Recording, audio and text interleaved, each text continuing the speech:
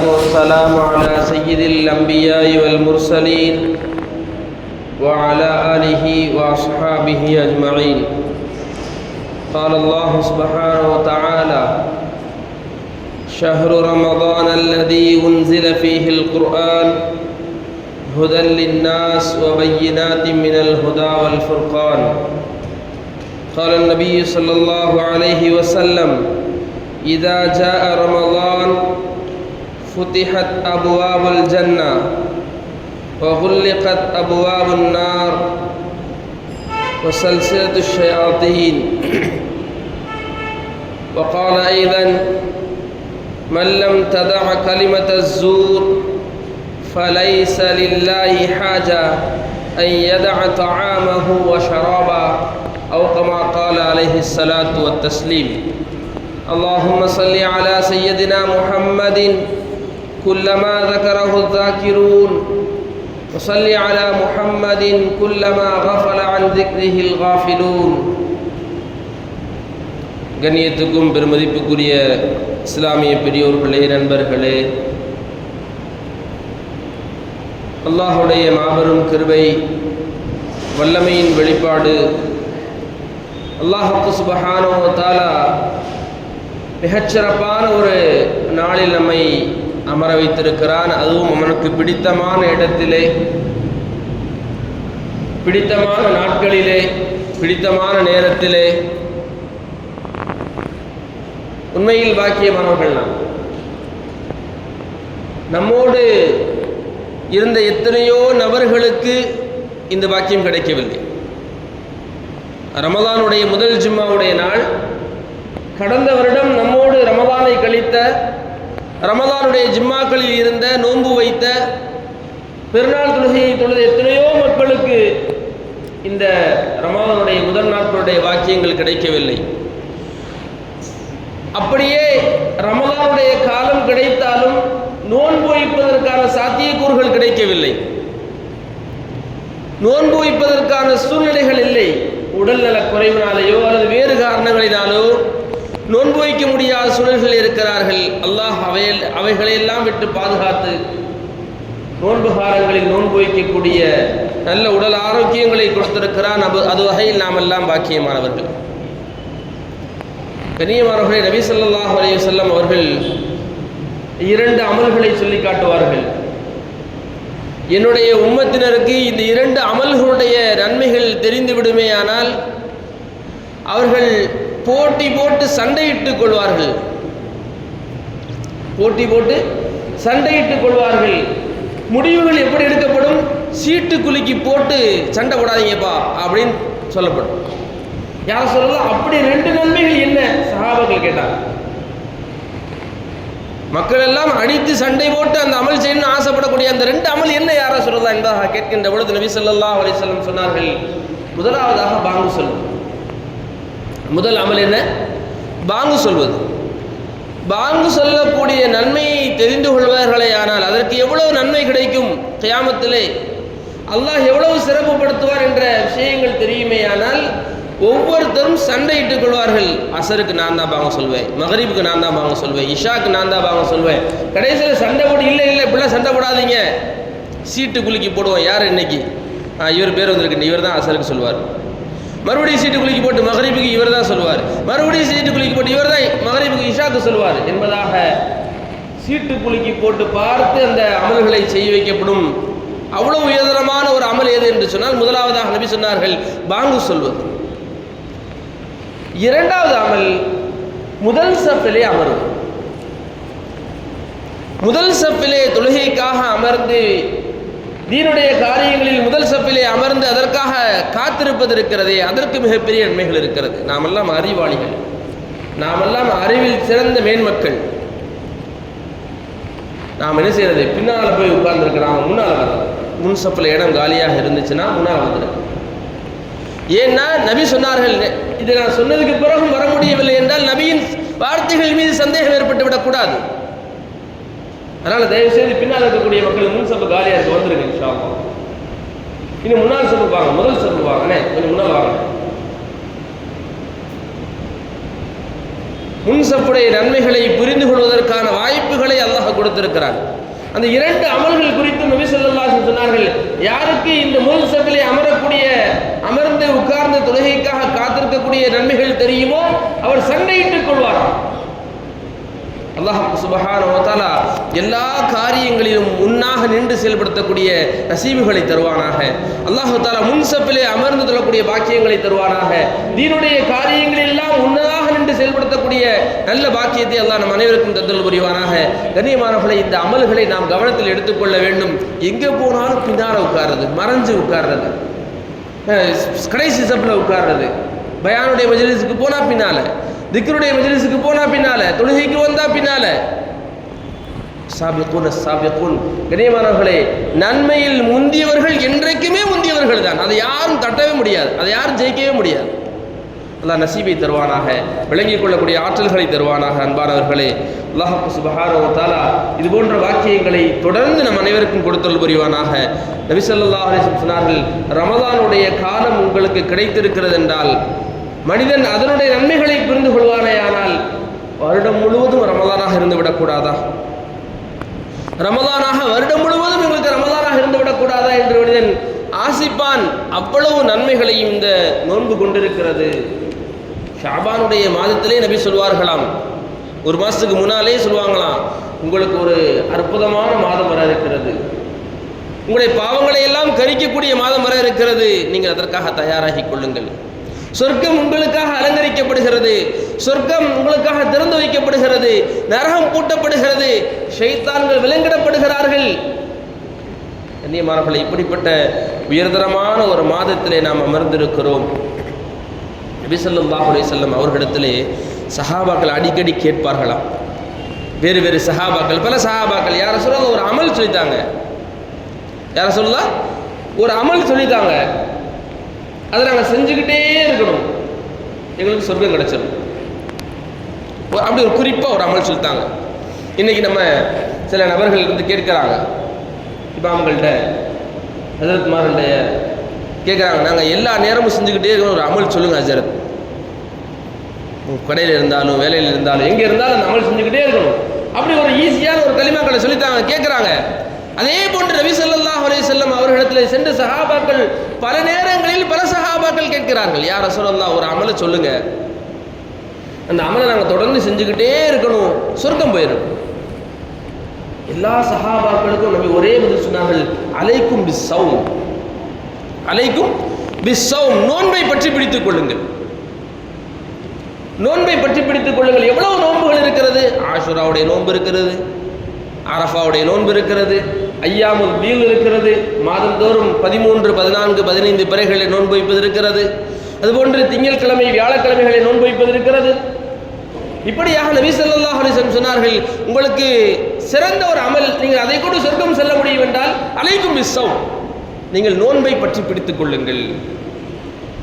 ஹஜ்ரத் அப்துல்லா இப்னு அம்ர் ரலியல்லாஹு அன்ஹு கூப்பிட்டு சொன்னாங்க, சிறந்த நோன்பு எது தெரியுமா?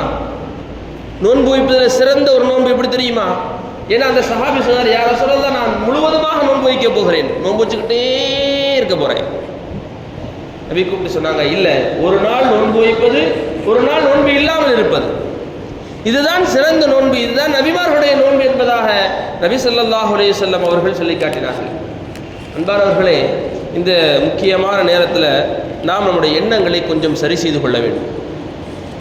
நிறைய நம்ம இப்போ கடந்த வருடத்தை விட இந்த வருடம் செல்போனுடைய பயன்பாடு அதிகமாகிவிட்டது, அப்படித்தானே?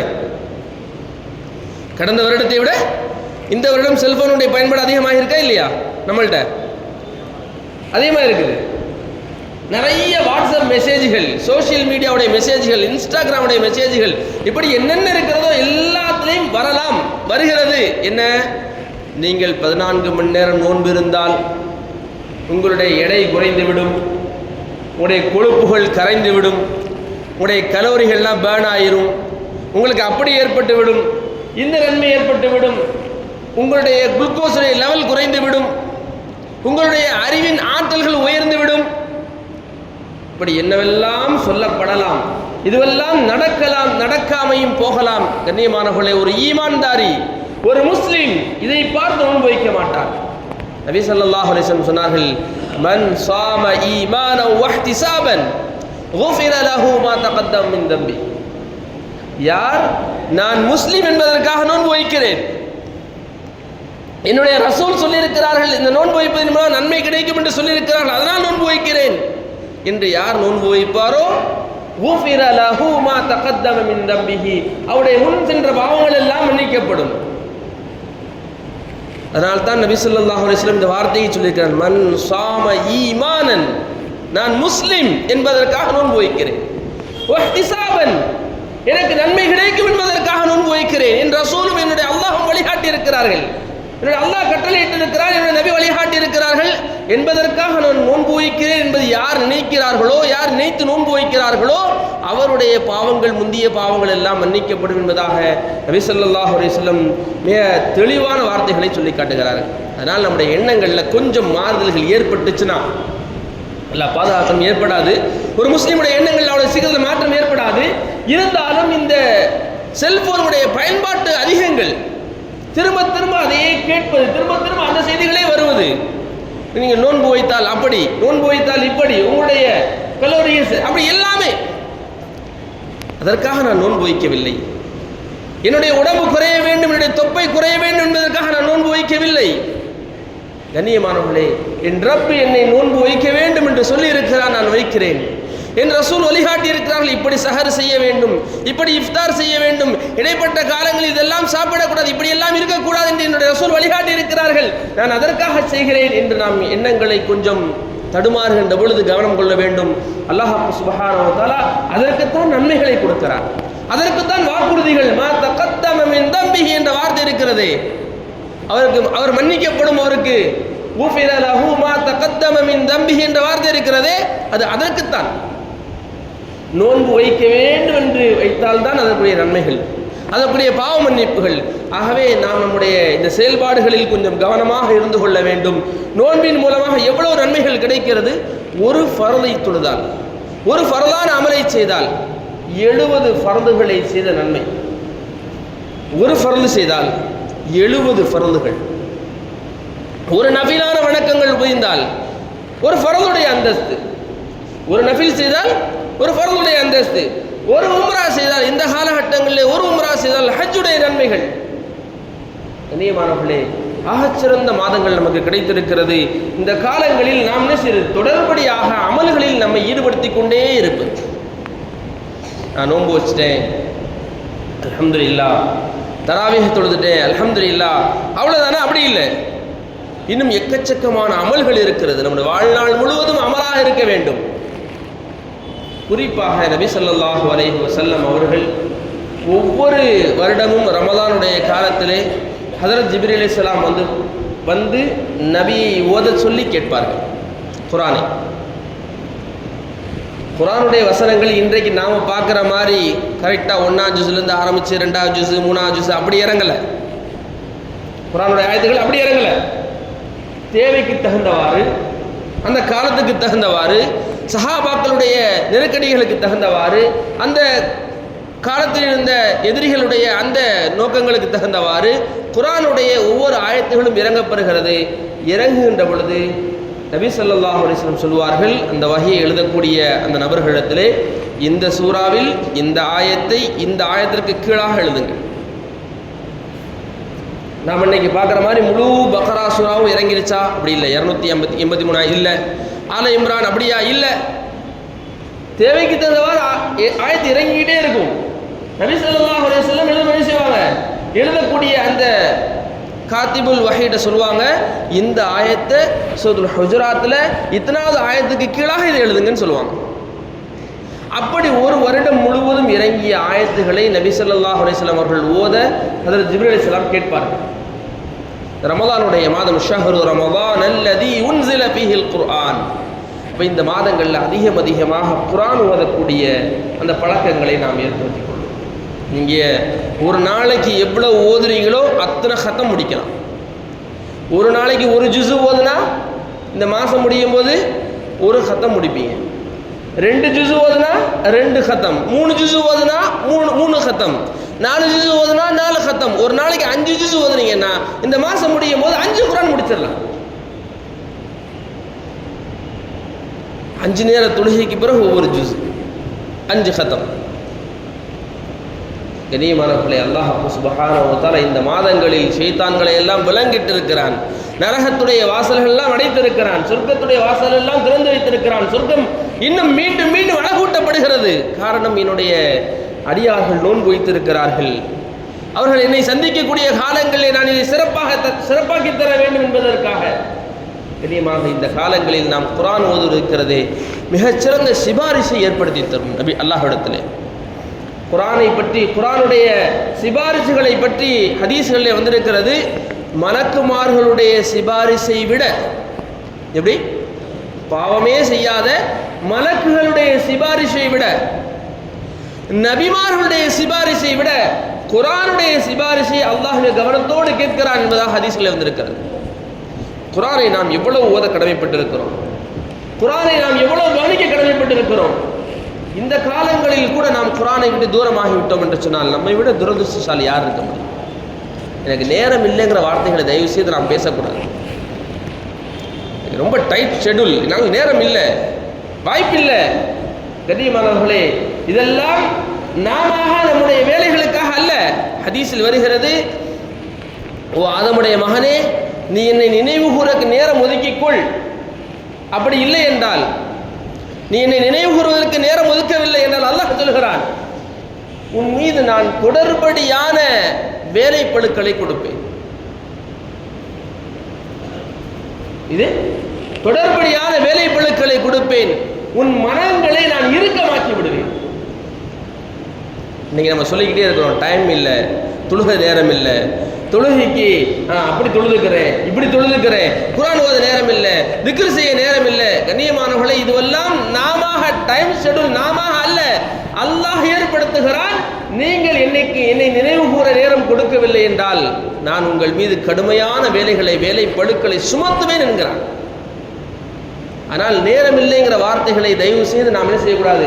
வார்த்தைக்கு கூட சும்மா கூட சொல்லக்கூடாது. அமலுக்கு நேரம் இல்லைங்கிற வார்த்தையை சொல்லக்கூடாது. நேரம் ஒதுக்கிக்கிறேன், யாராவது சொன்னால் நேரம் ஒதுக்குறேன், இன்ஷா அல்லாஹ் நான் அல்லாஹ்விட துஆ செய்கிறேன், எனக்கு குர்ஆன் ஓதக்கூடிய நசீபுகள் கிடைக்கும், நீங்கள் துஆ செய்யுங்க எனக்காண்டி. அந்த வார்த்தைகளை சொல்ல பழகிக்கொள்ள வேண்டும். ஏன்னு சொன்னால் நாம் என்ன செய்வதில்லை, அமல் செய்வதற்கு நேரம் ஒதுக்குவது அல்ல. ஏனென்றால் லா ஹவ்ல வலா குவத்த இல்லா பில்லாஹ், நாம் ஒரு அமல் சுப்ஹானல்லாஹ் சொல்கிறதா இருந்தாலும் அவனுடைய கண்காணிப்பில் தான் நாம் சொல்கிறோம், அவனுடைய வாக்கியத்தோடு தான் நாம் சொல்கிறோம். ஒரு பாவத்திலிருந்து தவிர்ந்திருக்கிறது என்று சொன்னாலும் அவனுடைய தௌஃபீக் தேவை.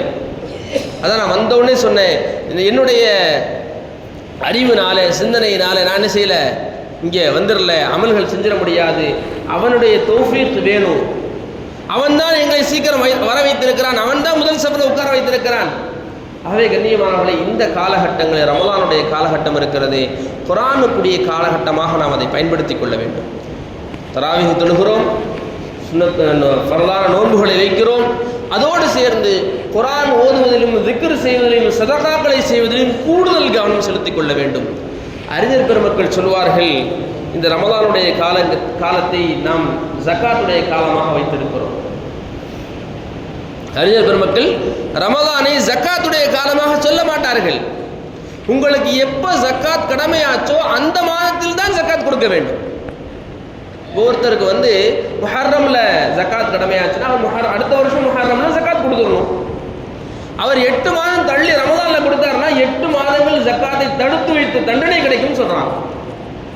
ஆனால் ரமலானுடைய காலம் இருக்கிறதே, ஜக்காத்தை கொடுக்க வேண்டியவர்கள் கொடுக்க வேண்டும். ஆனால் கணக்கு பார்த்து கொடுப்பதென்றால் எந்த மாதம் எனக்கு ஜக்காத் கடமையாக இருக்கிறதோ அந்த மாதத்தில் ஜக்காத் கொடுக்க வேண்டும். ரமலானுடைய காலங்களில் நம்முடைய உள்ளங்களிலிருந்து அபரிவிதமான அமல்கள் செய்யக்கூடிய ஆசைகளை ஏற்படுத்தி கொள்ள வேண்டும். நபி ஸல்லல்லாஹு அலைஹி வஸல்லம் அவர்களிடத்திலே 2 பெண்மணிகளை பற்றி சொல்லப்படுகிறது. என்ன? யா ரசூலல்லாஹ், இந்த 2 பெண்மணிகள் நோன்பு வைத்திருக்கிறார்கள். அவர்களுக்கு நோன்பினால் கடுமையான தாகம், கடுமையான உடல் சோர்வு, அவர்கள் மயக்கமுற்று விழக்கூடிய சூழலுக்கு வந்துவிட்டார்கள். நபியிடம் சொல்லப்படுகிறது. நபி ஸல்லல்லாஹு அலைஹி வஸல்லம் அவர்கள் கேட்டுட்டு அமைதியாக இருந்துட்டாங்க, ஒன்றுமே சொல்லலை. ஏன் சொல்லப்படுது? சஹாபாக்கள் அந்த பெண்களை நோன்பு திறக்க சொல்லுங்க யா ரசூலல்லாஹ், அவங்கள என்ன செய்யலாம்? சஹாபாக்கள் மயக்கம் போட்டு விடுற அளவு ஆயிட்டாங்க, யா ரசூலல்லாஹ் என்ன செய்யறது அப்படின்னு கேட்கும். நபி ஒன்றுமே சொல்லலை. இன்னும் கொஞ்சம் நேரம் கழித்து சஹாபாக்கள் சொன்னாங்க, யார சொல்லலாம், அந்த 2 பெண்மணிகள் மயக்கம் போட்டு கீழே விழுந்து அவங்களுக்கு ஒரு மாதிரி ஆகுது, யார சொல்லலாம், என்ன செய்யறது? நபி ஸல்லல்லாஹு அலைஹி வஸல்லம் அப்பொழுது ஒண்ணுமே சொல்லலை. ஏன்னா நான் இன்னைக்கு மாதிரி அல்ல நபி, சஹாபாக்கள் இன்று சொல்வது போல் அல்ல. நபி என்ன சொன்னாங்களோ அப்படியே செய்வாங்க. நபி சொல்லலைன்னா செய்யவே மாட்டாங்க. 3வது முறையாக நபியிடம் வந்து சொல்லப்படி, யா ரசூலல்லாஹ், அவர்கள் மரணத்தை அடைந்து விடுவார்களோ என்ற அச்சம் ஏற்படுகிறது, யா ரசூலல்லாஹ், நாங்கள் என்ன செய்வது? அந்த பெண்மணிகள் நோன்பு வைத்திருக்கிறார்கள், என்ன செய்வது? என்ன கேட்குறாங்க வந்து, நோன்பு திறக்க வச்சிடவா, வேணாமா, அதாவது வேறு ஏதாவது வழி இருக்குதா, வேறு ஏதாவது மாற்று மருத்துவம் இருக்குதா? 3 முறைகளுக்கு பிறகு நபி ஸல்லல்லாஹு அலைஹி வஸல்லம் பாத்திரங்கள் கொண்டு வர சொன்னார்கள். ஒரு காலி பாத்திரம் கொண்டு வாங்க. அந்த பெண்மணிகளை வர வைத்து வாந்தி எடுக்க வைக்கிறார்கள். அந்த பெண்மணிகளை வர வைத்து யாருக்கு உடம்பு முடியாம நோன்பு வைத்து கஷ்டமான சூழ்நிலையில் இருக்கிறார்களோ அந்த பெண்மணிகளை வாந்தி எடுக்க வைக்கிறார்கள். அந்த பெண்கள் கரிகளாக வாந்தி எடுக்கிறார்கள், மாமிசங்களாக, இரத்தங்களாக வாந்தி எடுக்கிறார்கள். நபி ஸல்லல்லாஹு அலைஹி வஸல்லம் சொன்னார்கள், இந்த பெண்கள் புறம் பேசிக் கொண்டிருந்தார்கள், இந்த பெண்கள் நோன்பு வைக்கவில்லை, புறம் பேசிக் கொண்டிருக்கிறார்கள், மனித மாமிச கறிகளை சாப்பிட்டு இருக்கிறார்கள்.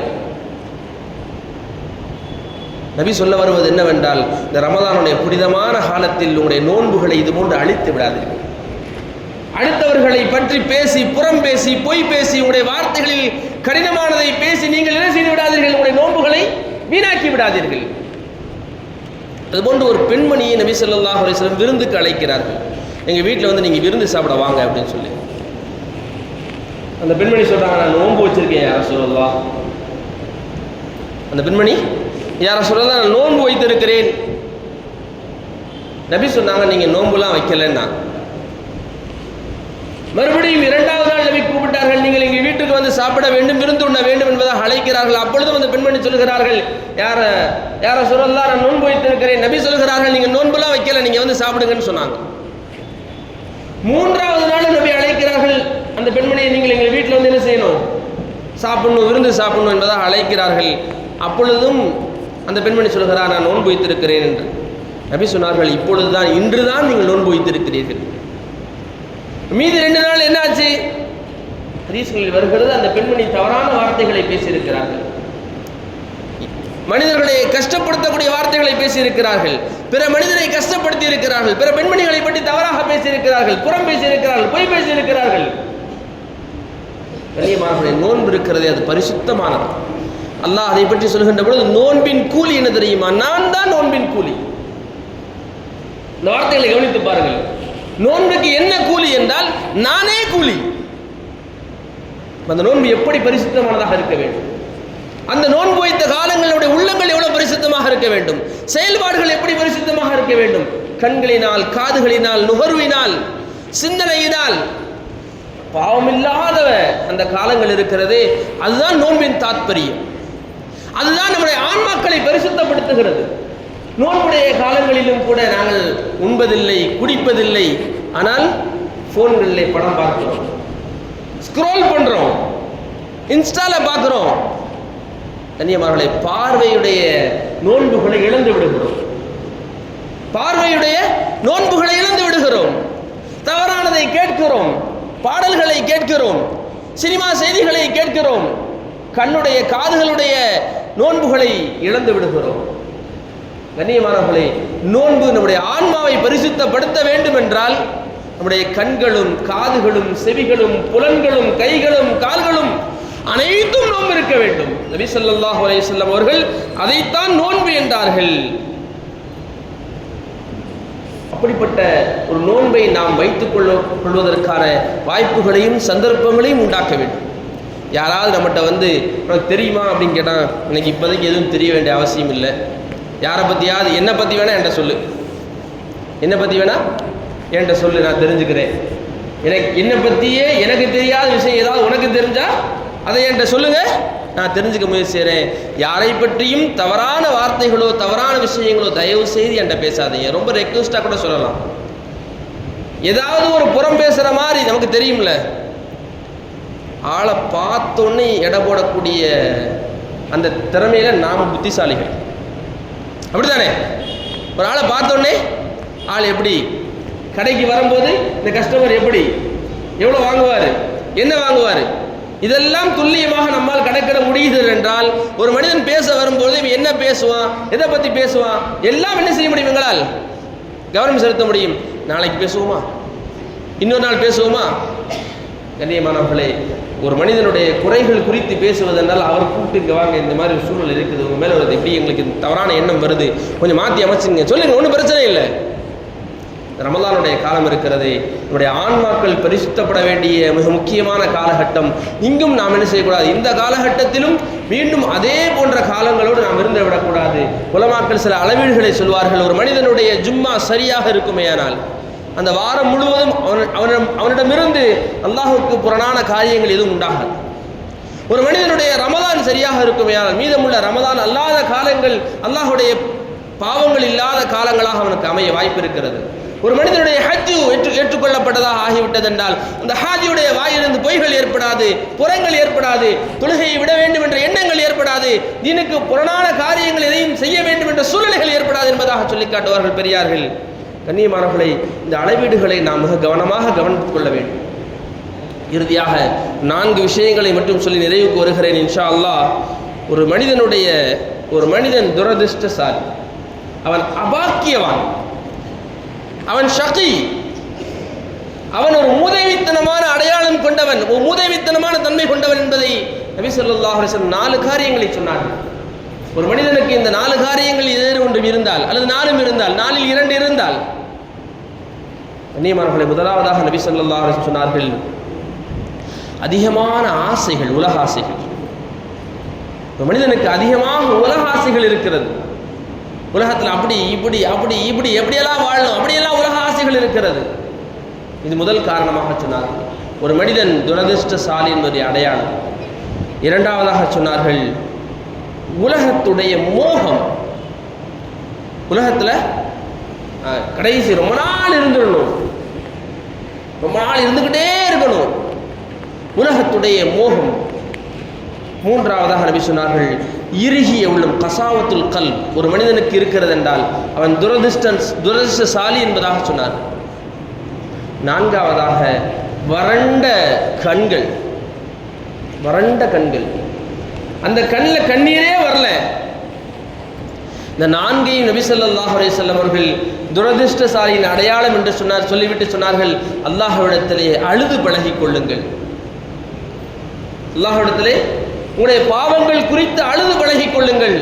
கண்ணியமானவர்களை, நன்றாக யோசித்து பார்க்க வேண்டும். நம்முடைய உலகத்துடைய தவறுகளை கையும் களவுமா ஒருத்தட்ட தனிமையில மாட்டிக்கிட்டோம்னா எப்படி அழுவோம்?